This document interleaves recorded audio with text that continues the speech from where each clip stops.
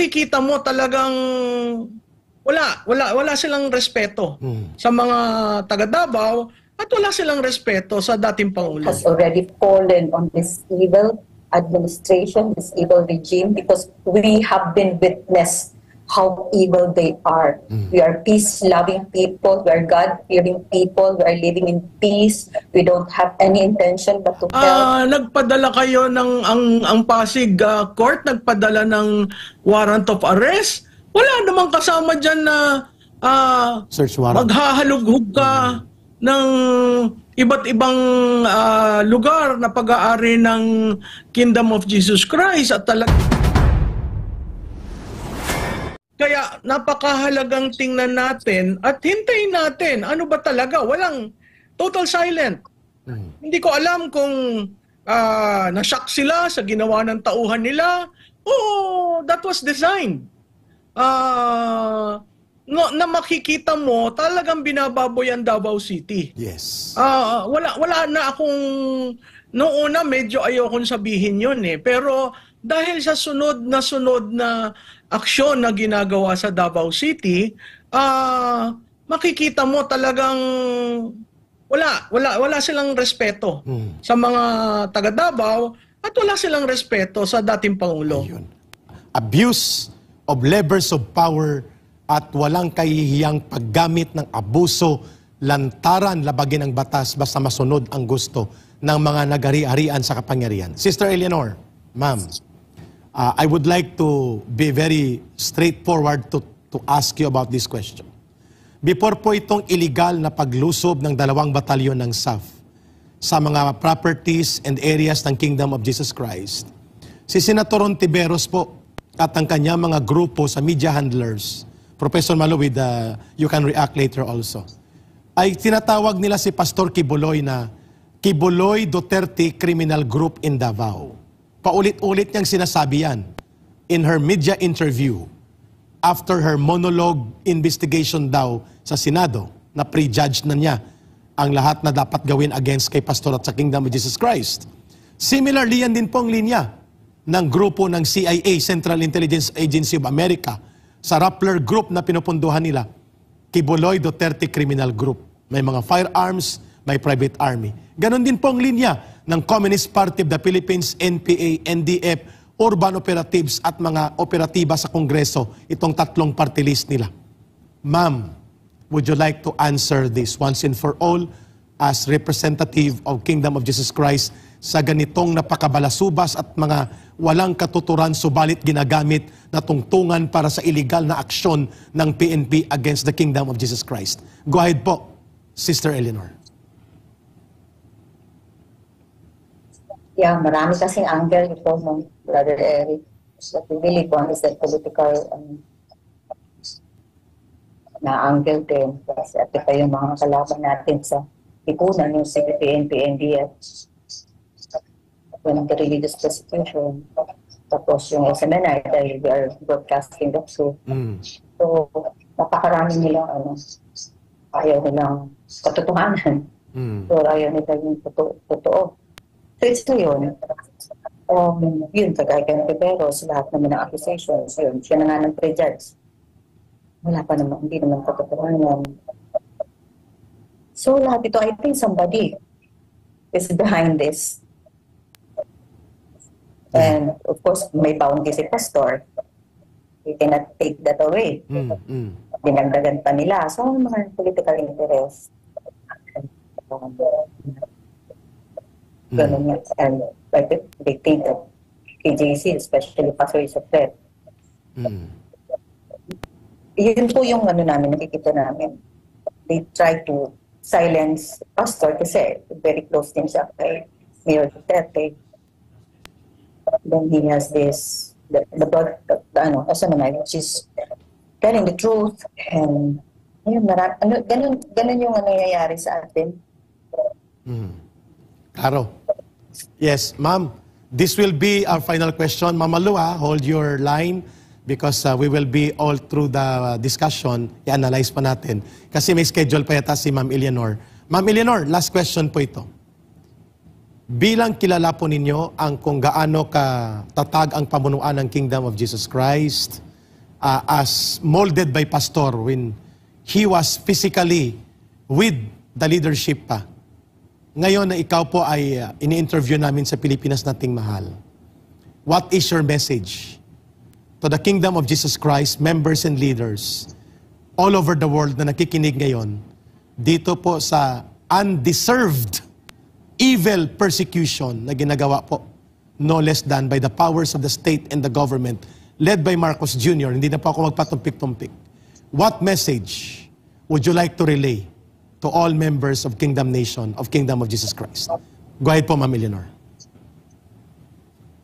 Yes, since yung oppression ng 2018 pa, nakakailang taon na rin, hanggang ngayon, personally, we cannot be with Pastor anymore. But to all the Kingdom citizens, to all the members, sympathizers, and the full-time workers, this one Kingdom Nation is strong. We stand as one. We are united more now than more than ever. Mas malakas kami ngayon at mas we are bolder and we are going to stand firm in our commitment, especially to our beloved pastor, wherever he is now. Pastor, lahat kami in behalf of the 7 million strong Kingdom citizens, full-time workers dito sa Pilipinas, sa iba't ibang dako mo. Hindi nakita nila kanina anong nangyari. Pastor, we will not leave you. We will stand strong for you, for the whole Kingdom Nation, for the ministry, because we know the truth. Alam namin ang katotohanan, alam namin ang pagmamahal mo sa aming mga kaluluwa, sa kaligtasan, hindi lang namin pero sa buong sanlibutan. Alam namin na pure yung puso mo, kaya naninindigan kami, lahat kami, handang mamatay para sa iyo, Pastor. Alam namin na hindi ba namin kasama lahat ng mga workers dito ngayon sa Central, kung saan nangyayari itong oppression, but they are one with us in prayer. And so to all the Kingdom citizens, we know that this may be the darkest hour, but we know that dawn is just in sight. Malapit na ang bukang luwayway, ang tunay na pagbabago, ang tunay na pamamahala, kung saan tayo tatayo sa katotohanan, tatayo tayo sa katarungan, at alam natin na wala rin ibang gagamitin. Ito sinasabi ko na ngayon pa, nabi ko na kanina, mark this day, remember this day. Because hindi talaga mananaig ang kasamaan, evil will not triumph over good. And remember this day, because as our beloved pastor has said, judgment has already fallen on this evil administration, this evil regime, because we have been witness how evil they are. We are peace-loving people, we are God-fearing people, we are living in peace, we don't have any intention but to help. Yeah. Because that is what Pastor taught us. Yan ang tinuro sa amin ng mahal na Pastor. Alam niyo naman kung gaano kadisiplinado. Alam niyo naman kung gaano pangmagmahal ang bawat isa sa amin. Kung paano namin din nirespeto una sa lahat. Of course, mahal natin ang aming bansa kasi yun ang tinuro ni Pastor, ang aming kapwa. So sa lahat, maging matatag tayo mga kapatid. Alam naman natin kahit ano man, gaano man ang mga paninira ngayon, ang persecution ngayon, talagang ginigipit tayo, pero hindi tayo pinapabayaan ng ating dakilang Ama na nasa langit. So, once again, I know that the whole Kingdom Nation is stronger now, we're bolder now, braver, we will stand for the truth, no matter what happens. And Pastor, we love you in behalf of all the Kingdom citizens. We will stand for you and we are ready to die for you, die for the truth, then to die for the Father's perfect will to be done. So maraming salamat sa chance. Alam namin hindi pa magtatapos dito. Kung ano man ang laban, kaya nga kanina sinabi ko, makiisa kayo kay Pastor Apollo Sikibuloy kung gusto nyo ng mabuting buhay, tunay na kapayapaan, tunay na kaligtasan, tunay na mapagpalang buhay, makiisa kayo. The kingdom is already a microcosm of what should the Philippines become. Alam na natin na pure ang puso ni Pastor. So ganun kami, maninindigan kami kahit ano pang mangyari. We will stand for the truth and know one day the victory will be ours. So thank you so much and we are so thankful. Ito lang po. Pastor, we love you wherever you are. We will stand for you. We're always behind you. Yes, ma'am. Salamat po, Pastor, sa lahat. Thank you. Maraming salamat, Sister Eleanor. Nakikipagdalamhati at nakikipagkaisa. Lumuluha po ang bayan sa inustisya at mga pang-aapi at panlulupig na nararanasan po ng Kingdom Nation, ng Kingdom of Jesus Christ, ni Pastor Kibuloy ninyo po. Even if I am not and Professor Malutikia, we are not members of Kingdom of Jesus Christ. In behalf sa damdamin ng mga Pilipinong nagmamahal sa batas at katarungan, hindi po tama ang ginagawa sa inyo. Gawain po ito ng isang gobyernong ang kanyang kinakatigan ay gawa ng mga demonyo at walang puso sa kanyang mamamayan. Nagdadalamhati po, Sister Eleanor, at nakikipagkaisa ang sambayan ng Pilipino sa inyo.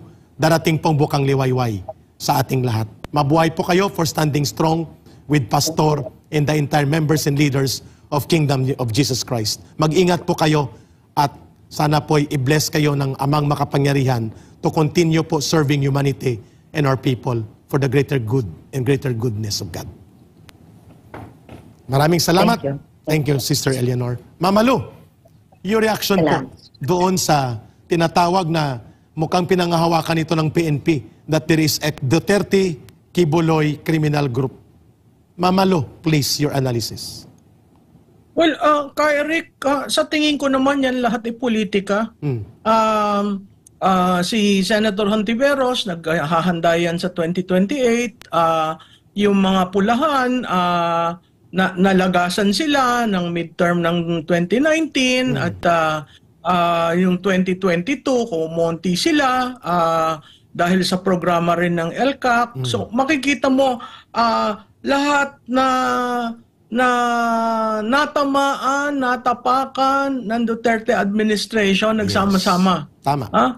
Pero ang natatawa ako, itong ginawa nila, this is a perfect storm. Correct. Why? Kasi hindi inaakala ng tao na kayang harapin ng komunidad ng Kingdom of Jesus Christ. Ang sabi nila, may baril daw. Di ba tiningnan naman nila yan sa firearms ng PNP. Sinorender na. Sino ang humarap sa kanila? Makikita mo, yung mga miyembro ng simbahan ang humarap. Karamihan bata at mga babae.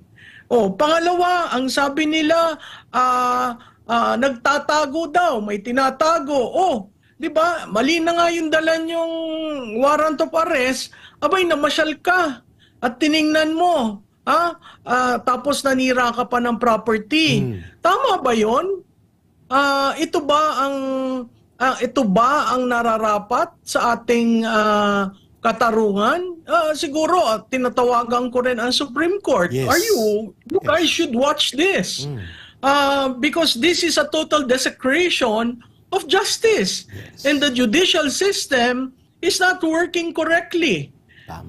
Nagpadala kayo ng ang Pasig Court, nagpadala ng warrant of arrest. Wala namang kasama dyan na search warrant. Maghahalughog ka ng iba't ibang lugar na pag-aari ng Kingdom of Jesus Christ at talagang titingnan mo. Di sana nag-declare na lang kayo ng martial law. Tama. Alam mo, ang nakakatawa dito sa administrasyong ito, hindi kaya ng Pangulong nakaupo na gawin ang ginawa ng tatay niya. Kasi ang tatay niya, ginawa niya constitutional dictatorship. Di ba? Ito, sa tingin ko, hindi kaya ng isip na Agree. gawin yung nais niyang gawin. In the guise of democracy, you have a police state now in Davao City. Agree. Nakakalungkot yun. Dahil imbis na ginagamit yung mga pulis na yan at mga SAP sa dapat na gamitan, ginagamit sa pagtuhog sa isang tao. Ano ba nangyari kay Batnag? Ano ba nangyari kay Teves? Diba? Ang dami sa order of